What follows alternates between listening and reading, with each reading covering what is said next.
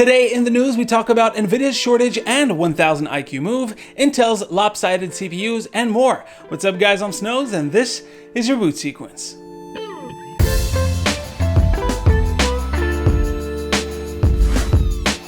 Let's get started with Nvidia. It looks like the supply of the 3000 series of GPUs is going to be pretty thin. I mean, the launch was already a disaster, but yeah. In a Q&A session after GTC, Jensen Huang, CEO of Nvidia, said that the demand will outstrip all of their supply throughout the year. Also adding, remember, we're also going into the double whammy. The double whammy is the holiday season. Even before the holiday season, we were doing incredibly well. And then you add on top of it the Ampere factor, and then you add on the Ampere holiday factor, and we're going to have a really big Q4 season. Basically, the shortage of these cards will last until at least 2021.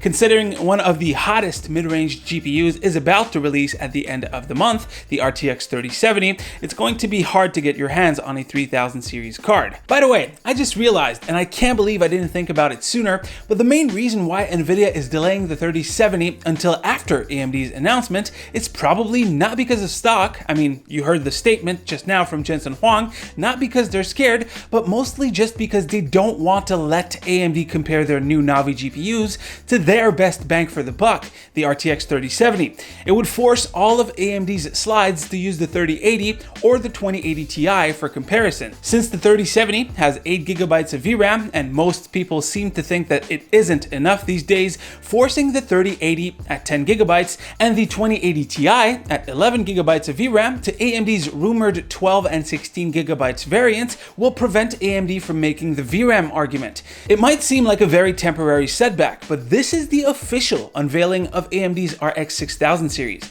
The slides used by AMD on this event will make the rounds everywhere and will be the official slides for the new products for a very long time. For example, I still use AMD's RX 5700 unveil as B-roll sometimes when I talk about Navi. It's kind of a very sneaky move from Nvidia, but it's pretty smart. What do you guys think? Let me know down below.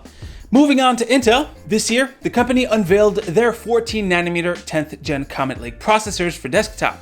Next year, they're slated to release their 14nm 11th gen Rocket Lake S processor. According to videocards.net, Intel has recently updated their launch window to week 10 of next year. That's in March. And in 2021, they'll release their 10nm 12th gen Alder Lake processors for desktop.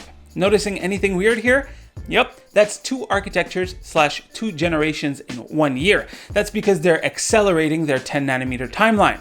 Anyways, that's not really important, so what's the news? Well, an Alder Lake S CPU was spotted on the Syssoft Sandra benchmark database.